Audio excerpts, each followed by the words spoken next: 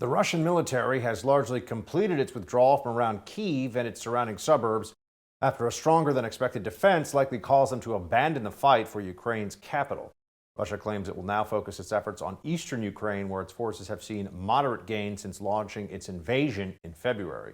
Both Russian and Ukrainian forces have been battered over a month of combat, but does Ukraine have the capability to go on the offensive?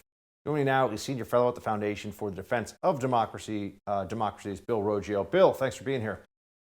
Always a pleasure, Buck. Thanks for having me. So first off, what do you make of the Russian pullback from the Kyiv region, the capital city area? Was this an orderly withdrawal? Was this a beaten army that was heading for the hills? What was going on here?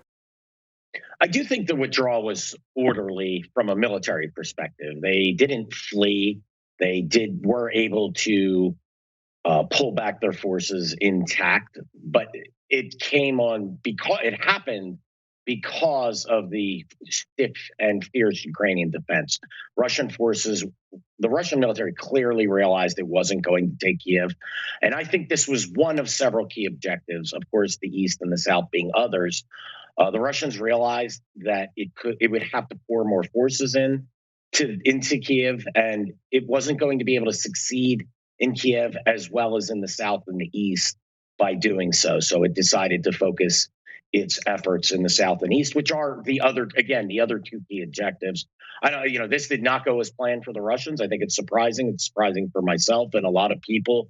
It seems like the Russians bit off a little bit more than they could chew when it came to trying to take Kyiv, and it's definitely a stinging loss for the Russians. The UK Ministry of Defense put out this map of Ukraine showing the current disposition of troops and contested area. Russian troops largely driven from areas around Kyiv, as you can see here. So what's going on? I mean, the eastern region, eastern and southern region of the country, the fighting continues on. Those red areas people can see on the map. If Putin is able to connect those and consolidate, to solidify his gains, if you will, in those areas, territorial gains, is that enough for him to call a cease to the rest of the operation, you think? Would that be sufficient? How do you see this? I do think that ultimately what Putin wanted was to cleave about a quarter of Ukraine, to take those eastern and southern areas. And this would put the Ukrainian government in a bind.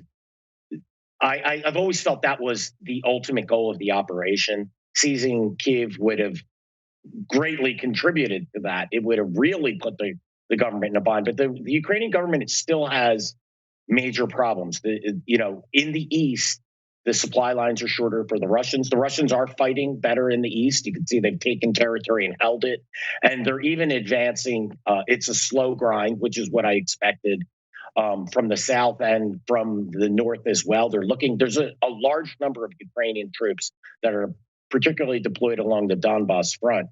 And if they could be surrounded, if the Ukrainian military loses a significant portion of its military, then yes, Putin can still, despite the loss in Kiev, can still walk away and have a victory, because this ultimately would leave a weakened Ukrainian government and a buffer zone that Russia greatly desires in the East, and also would cut Ukraine off from the sea. That's another key objective.